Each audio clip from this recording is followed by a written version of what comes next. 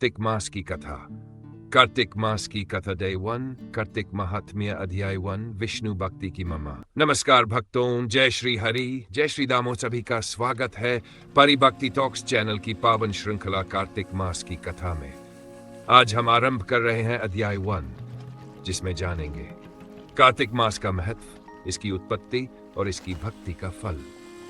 दोस्तों, अगर आपने हमारे चैनल को अभी तक सब्सक्राइब नहीं किया है तो अभी कर लीजिए और इस वीडियो को लाइक करें, क्योंकि आने वाले 3 दिनों तक हम सुनेंगे कार्तिक मास की अद्भुत कथाएं जो आपके जीवन में भक्ति, शांति और समृद्धि लाएंगी। कथा प्रारंभ बहुत प्राचीन समय की बात है। एक बार भगवान श्री विष्णु ने अपनी शक्ति से 4 मासों का विभाजन किया, श्रावण, भाद्रपद, आश्विन और कार्तिक। इन चारों में से उन्होंने कार्तिक मास को सबसे श्रेष्ठ बताया। भगवान ने कहा, हे देवताओं, इस मास में जो मनुष्य स्नान, दान, दीपदान और व्रत करते हैं उन्हें अनंत पुण्य की प्राप्ति होती है। इस मास में मेरा वास श्री तुलसी और गंगा जल में होता है। जो व्यक्ति कार्तिक मास में एक दीपक भी जलाता है उसका जन्म जन्मांतर का अंधकार मिट जाता है। उसी समय देवी लक्ष्मी जी ने भगवान से पूछा, प्रभो, आपने कार्तिक मास को इतना श्रेष्ठ क्यों कहा? भगवान विष्णु ने उत्तर दिया, हे प्रिय, एक समय असुरों के भय से मैंने समुद्र में शयन किया था। 4 मासों तक मैं योग निद्रा में रहा और जब देवउठनी एकादशी आई तब मेरा प्रबोधन हुआ। वह समय कार्तिक मास का ही था, इसलिए यह मास मेरे जागरण का मास कहलाता है। जो भक्त इस मास में मेरी पूजा करता है वह अपने सभी पापों से मुक्त होकर मेरे धाम को प्राप्त होता है। तुलसी और कार्तिक का संबंध। देवी तुलसी उस समय पृथ्वी पर अवतरित थी। भगवान विष्णु ने कहा, हे तुलसी, तुम मेरी अर्धांगिनी के समान पूजनीय हो। जो व्यक्ति कार्तिक मास में तुम्हारी पूजा करेगा वह मेरे समान पुण्य प्राप्त करेगा। तुलसी ने कहा, हे प्रभो, मैं आपके भक्तों के लिए आश्रय बनूंगी।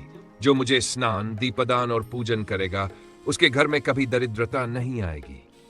इस प्रकार कार्तिक मास की शुरुआत भगवान विष्णु और तुलसी देवी के मिलन से हुई। इसी कारण इस मास में तुलसी विवाह और दीपदान का विशेष महत्व है। पुण्य की प्राप्ति। कार्तिक मास में जो व्यक्ति ब्रह्म मुहूर्त में गंगा, यमुना, गोदावरी या किसी भी पवित्र जल में स्नान करता है वह ब्रह्म हत्या जैसे पापों से भी मुक्त हो जाता है। जो व्यक्ति प्रतिदिन दीपदान करता है उसके घर में लक्ष्मी का स्थायी निवास होता है। भक्तों, यह मास केवल कर्मों का नहीं, भक्ति का मास है। यह हमें सिखाता है कि ईश्वर केवल कर्म नहीं, भावना देखते हैं। यदि हृदय में श्रद्धा है तो एक दीपक भी हजारों यज्ञों से बड़ा बन जाता है। फलश्रुति, हे भक्तों, जो व्यक्ति कार्तिक मास के पहले दिन इस कथा को श्रद्धा से सुनता है वह अपने जीवन के प्रारब्ध को शुद्ध करता है और उसे भगवान विष्णु के चरणों में स्थान मिलता है। इस मास की कथा सुनना और सुनाना दोनों ही मोक्षदायक है। भक्तों, आज की कथा यहीं समाप्त होती है। कल के वीडियो में हम सुनेंगे कार्तिक मास की कथा, अध्याय 2, राजा रुक्मांगद की प्रतिज्ञा। एक ऐसी कथा जो सिखाती है सत्य और व्रत का पालन किसे कहते हैं।